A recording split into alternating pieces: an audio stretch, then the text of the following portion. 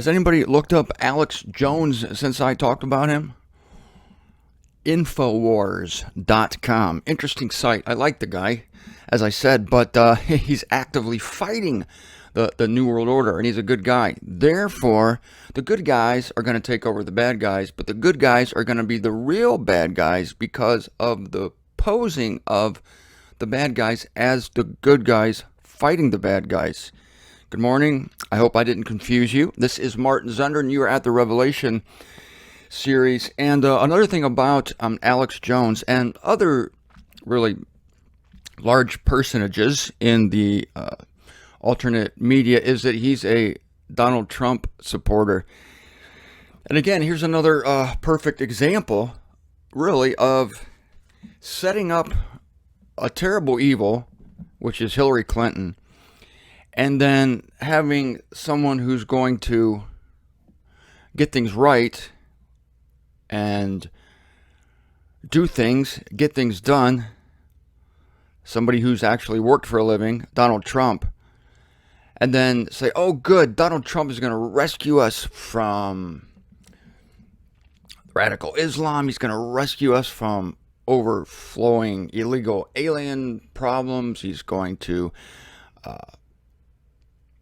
finally bring people up to a standard of work and accomplishment. Just suppose he does all these things. I mean, just suppose, okay? Indulge my little fiction here, okay? I think that's going to happen. And so, but again, it's the same scenario as the good guys rescuing the world from the New World Order. We have someone who possibly could be a Reagan or a Lincoln and rescuing us from the obvious evil of Hillary Clinton. I mean, if you don't see by this time that this is the most corrupt politician that ever ran for office, then, all right, whatever. But if you're following now my scenario today and comparing it with my scenario of yesterday, you'll see that Donald Trump then has the most practical, defensible chance, quote unquote, of becoming the man of lawlessness or an assistant to the man of lawlessness. The man of lawlessness and the true New World Order is going to rescue us from the bad people and from the bad New World Order. And again, the adversary is set up by the adversary so that a worse adversary that poses as a messenger of light can overtake the adversary that doesn't have the decency to pose as a messenger of light. There's the obvious slimy evils, right? And so, like the New World Order people, the slimy evils, Hillary Clinton, I'm sorry, let's not call her slimy. I will say a dirty evil. So see, these are the obvious evils. Everybody knows that. So then we have a worse evil, which is the people, the Christian group who are rescuing us from the New World Order, and let's say Donald Trump, who has the decency to be disguised as a messenger of light. And our rescuers are disguised as messengers of light. I'm going to go to that verse when I talk about the movie industry here soon. But along the line of Donald Trump, I had a friend of mine wrote me and said he was asking about the last Trump in 1 Corinthians chapter 15, and I said, well, Donald is the last Trump. It was a joke, you see, a joke. He wrote me an interesting email in return. He says, that's funny about Donald being the last Trump, but I don't think he will be. You've been talking a lot about how the Jews are in so many positions of power. I mean, I hope he didn't think I was serious, that I thought that when the trumpet begins to sound and the dead being raised, and then at the last trump, we will be roused. We will be changed together with the dead, those of us who are alive, snatched away together. I hope he didn't think that we were suddenly going to see Donald Trump's face instead of Jesus Christ. I was joking, but it sounds like he took me seriously here. I don't think he will be the last Trump. I think you're wrong, Sender. You've been talking a lot about how the Jews are in so many positions of power. Well, Donald has said that he would most likely give his daughter Ivanka a cabinet position. I would give Ivanka a cabinet position myself. That's me talking. Back to the email. And guess what? Her husband, that is Ivanka's husband, is Jewish, and she converted to Judaism and even took the name Yael, Y-A-E-L. Yael. Yael. Yael. Hebrew word for the Nubian ibex. You can't make this stuff up. The Jewish name Ivanka Trump took is Yael, which is Hebrew for Nubian ibex. Now, this is just me, but that kind of excites me a little bit. Nubian ibex. That's very sexy to me. I'm sorry. Which is a type of goat. All right. Well, there's a buzzkill.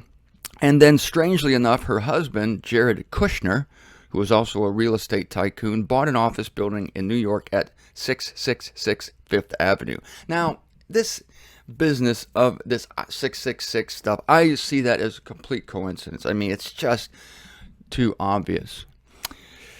So, boom, and this is true. Now we may see Jews in power at the White House as well. Well, that would be exciting, and I don't doubt that that's going to happen. Based on this info, all this info, my friend says, is available on Wikipedia. That is on Ivanka and Jared. Ivanka, cabinet position. Well, I would not mind having Ivanka over me. I also wouldn't mind if she ran for public office. All right, let's see, where was I? All right, we're going to go to the... What? Yeah, it could all be... Well, the question is, am I saying Trump is the Antichrist, and why does a U.S. president have to be the Antichrist? No, forget that. A U.S. president does not have to be the man of lawlessness, but it can be someone associated with that person, someone in the circle, in the cabinet, the vice presidency, Speaker of the House, the Secretary of State, especially. The Secretary of State is a person with international connections, the liaison between the president and other factions, other nations. And so that's an intriguing possibility as well. It doesn't have to be a United States person at all.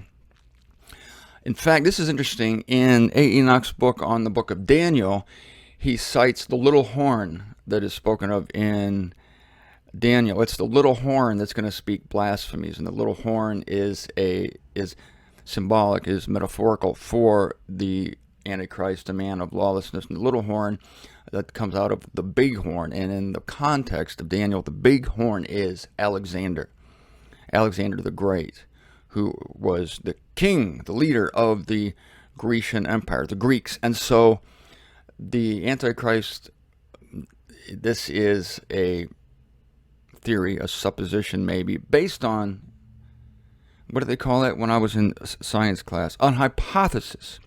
A hypothesis is an educated guess. So the educated guess of an educated man who is thoroughly saturated in the Word of God, correctly translated, A. Enoch, said that he would not be shocked at all if the man of lawlessness had Greek extract. Could be a Jewish Greek. A Greek doesn't mean not a Jew. Now, as you can see, I'm adjusting my lamp here in the studio, and I have a rainbow here. Do you see that? I've created a rainbow with my light, which Judy ought to really appreciate, because Judy and I are both somewhere over this rainbow. Actually, Judy, we're under it. I'm excited about that, to be here with you in this situation. I wish you could sing that famous song to me. All right, this is distracting. Let me get rid of the rainbow. So let's go back to, this is interesting because A. Enoch lived in Los Angeles, where the movie industry flourished back in his day, and it is still flourishing there. Okay, here it is. As I have never seen a movie, and he puts it in quotation marks. I guess that was a new word for movie. It used to be the motion pictures. Think of how primitive of a name that is. Motion pictures. It was a big deal when things started to move on the screen. It was a big deal when, Thomas Edison invented the motion picture projector. And somebody got the brilliant idea of running still images past a light. And this began a true tool of mesmerization. There's something hypnotic about it because these images run, whether they're pixelated or whether they're actual images, analog, running past a light on a projector, they're coming very fast. Even a television, as I said before, is a cathode ray, just zipping back and forth on the screen so fast that it looks like one image to you, but it's a deception. Just like all the pixels that you see in an image, it's a deception. But your mind isn't fast enough to pick up the constant changing of the picture. That's constantly a new picture, a new picture, a new picture.